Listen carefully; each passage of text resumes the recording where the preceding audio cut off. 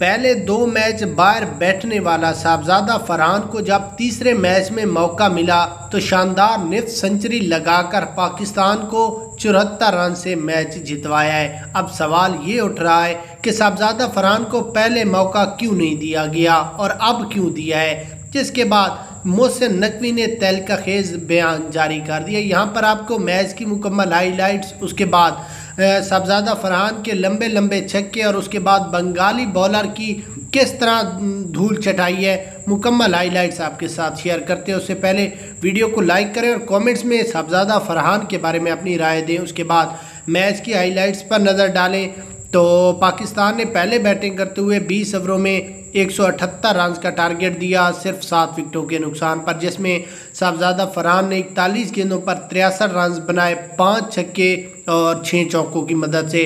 साइम अयूब 15 गेंदों पर 21 रन, उसके बाद आगा सुलेमान 12, मोहम्मद नवाज 27, फ़हीम अशरफ 4 रन बनाकर आउट हुए। बांग्लादेश की पूरी टीम 16.4 ओवरों में 104 रन बनाकर आउट हुई, जिसमें सलमान मिर्ज़ा ने 3, उसके बाद फ़हीम अशरफ और मोहम्मद नवाज ने 2-2, जबकि अहमद दानियाल, सुलेमान अली आगा और हसनैन तल्लत ने 1-1 विकेट हासिल की।